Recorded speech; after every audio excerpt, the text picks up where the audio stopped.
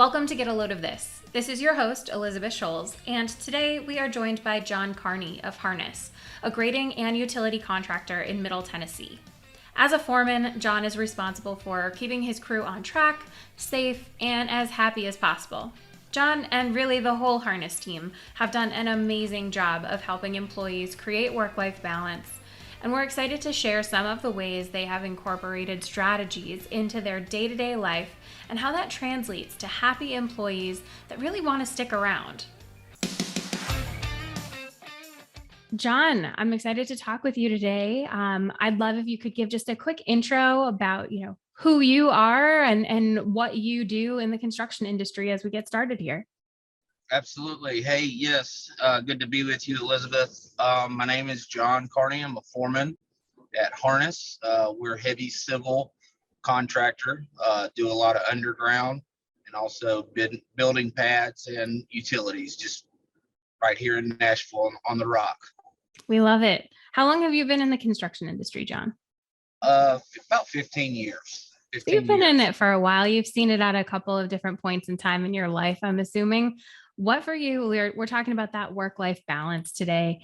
In the last 15 years of you being in the construction industry, how's your personal life changed over the course of time? And has that made any big impacts for you in how you think about balancing your time at home versus your time at work? It has. In fact, you can definitely, be really focused and, not have either have your eye on the ball for work or not have your eye on the ball on your personal life. So I think definitely in this industry with the push, and every contractor or, builder wanting everything done on deadlines, a lot of people do put off their work-life balance and their social life. So I think, you have to keep that mindful and setting goals. Definitely things that work for me, reminders, sticky notes, communication with family and significant others, people to hold you accountable, for what you commit to. Yeah, absolutely. And I mean, I'm sure that, one of the things that we see kind of across the industry is employees are one of the most valuable assets that a construction company has, right? And so making sure that employees aren't super stressed out and are able to kind of keep that balance is important for making sure, the health of the overall team is good, projects are getting completed on time, everybody's staying safe on the job site. Have there been either, mentors throughout your career or different experiences that you've had where you've really seen a company kind of go above and beyond for making sure that their team is kind of staying balanced and helping reduce that stress that comes from diving too deeply into your work and not taking some moments of fresh air for yourself? Absolutely. I've worked for companies before where just exactly, the opposite of what you're getting at, but that have definitely, we work weekends, we work long hours. Everybody works long hours, but those companies that want to push you and definitely work those weekends. The company I'm with now, Harness, I've been there for almost 2 years, and they definitely believe in that. Of course, they offer good vacation, and we like to commit to that. We also like to rotate. If a weekend's mandatory, one of my policies, I'd love for my crew to get together and let's make sure people get rotated in and out. That way they do get that weekend, even if we have to push for a deadline. Yeah, no, that makes total sense. And, I think about some of the other industries that also face these same challenges. The hospitality industry, you're kind of giving yourself over, you're working nights, you're working weekends, you don't really get to control your schedule that much. Healthcare is another one of them. I grew up with a mom that was a nurse and she was working evenings, she was working weekends, and you kind of have to make adjustments in maybe your holiday schedule or the way you kind of plan out family events to accommodate for their passion and their career and what they're really good at. Have you found that you do that with your family or with your friends where there's either a group of you that are all in construction together and you find a time that's kind of off hours to get together and do those types of things, or maybe ways your family has kind of accommodated your schedule in the past, or ways that you kind of talked about doing it for the future if things that you've maybe tried in the past haven't worked so well? Right. And it's definitely always a learning, always learning curve. Winter time is one of those times when it's wet, that definitely the grading side, maybe we're still putting a lot of utilities in, but if you're in this line of work, your family knows when it's winter time because you do get to spend a lot more time around them. And Convenient for like football season and stuff like that, right? absolutely. And the holidays, definitely at the end of the year, Christmas, things of that nature. During the summer, of course, there are these long days and weekends, but my family and friends are very understanding. And, just to have a significant other or a family member come up and see you at the job or come to meet you for lunch, and just know that they care and they're ready to see you and come home. Yep. That's a great point. Those like small moments throughout the day where like if you have that, 15 or 20 minutes that you can take for lunch and they're able to actually come and hang out with you for a few minutes, it's like you kind of get that little bit of a reprieve and can kind of come back fresh faced to the work on hand. I'm sure if you don't kind of get those breaks built in, things like safety can start to be impacted on the job site. And you want to make sure that not only are you kind of keeping fresh eyes for everybody, but that, the people on your crew too, as a foreman, you're kind of overseeing a group of people and you're wanting to make sure that all of them are getting that as well. Have you noticed any ways that, your team, whether they're younger, maybe don't have all the like family commitments yet, or some of those people that do have the family commitments build those ways to kind of get the quick breaks in throughout the day? We do. One thing that, safety being first, of course, always, but in our daily huddles in the morning, we do a popcorn round where we'll go around and, if your name gets called, and it's going to get called, what is one thing that you can do, and one of the things we try to teach the younger guys in this industry is to take, every 30, take 30.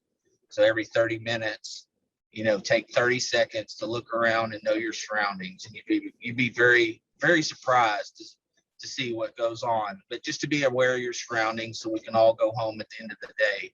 Because we're just, at the end of the day, this is a job, even though we love it and it becomes a lifestyle, it is a job, and we want to go home to those who care about us.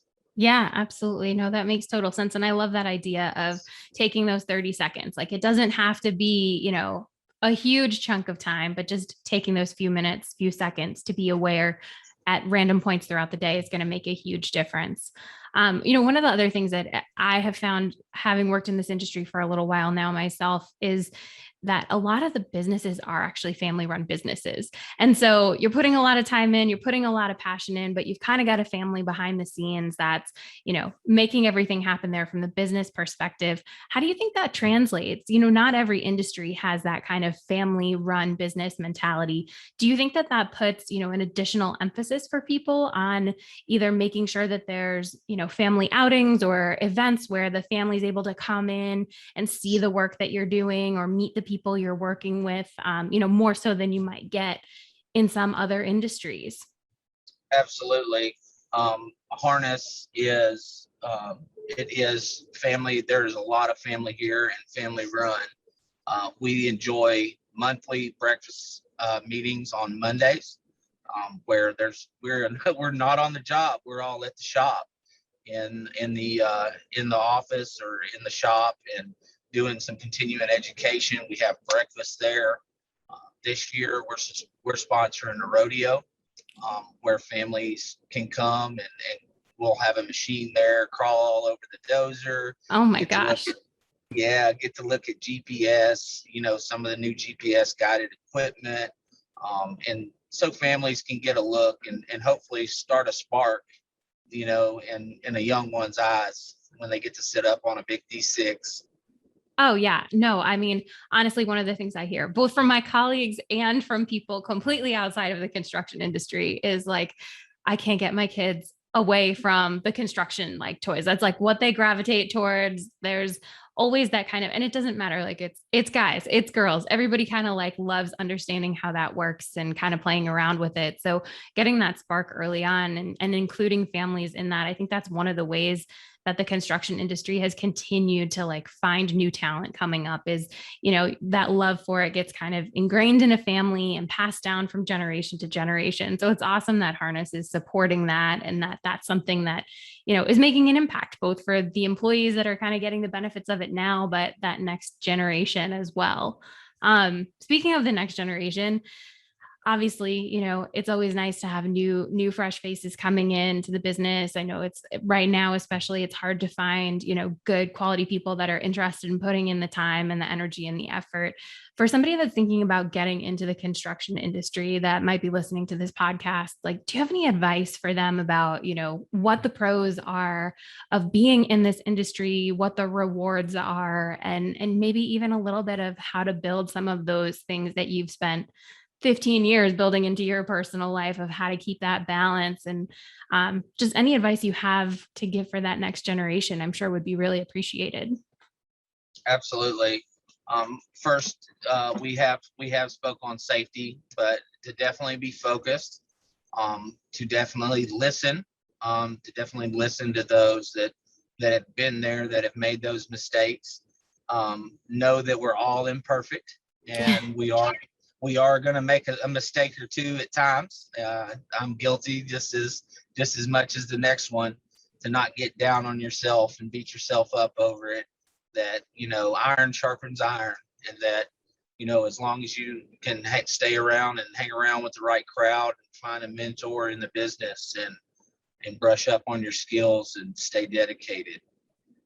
But persistence, persistence, I think is one of the main attributes that I believe a young man or woman coming into the industry should really, really focus on.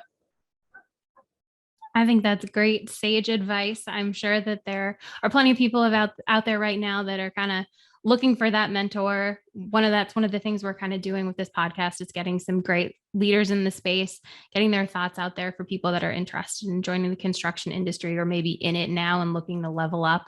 On a kind of final parting note, I know you've been in the industry for, 15 years. You've kind of done a couple of different jobs along the way. Do you have any advice for somebody that's maybe already in the industry, but looking to kind of level up and keep moving through the ranks and growing their career? I know we've spoken in the past, and that's something that, you're interested in and proud of for yourself. Do you have any advice for anybody else that's in a similar situation? Definitely, for me, I think the big game changer was GPS and learning actually how to look at plans on a computer. That was so hard for me for so long. And even though I still carry hard plans with me, just brushing up on those technical skills, continuing education, I think is always great. Getting your reps in, definitely linking up with your suppliers, bringing them in, talking to them about what's new, keep you on the cutting edge. Because even though we're still putting pipe in the ground, we're still putting pads on grade, there's always a new form of technology out there that can make you just a little bit sharper. But if you don't stop growing, you're going to get passed up. That's completely fair advice. And I think it's one of those things that is just going to continue to ring more and more true as time goes on in the industry. We see all types of technology coming into play, from drones to GPS technology. There's no end in sight to the types of things that are going to be coming in. So that's really great advice. We're really glad to have had you on the show today. We appreciate you taking a few minutes out of your day to do this. In the essence of kind of keeping that work-life balance the same, we'll be sure to let you go get back to the job site now, but do appreciate you taking the few minutes to chat with us today. Thank you so much, Elizabeth. It's been a pleasure. Awesome. Thanks so much, John.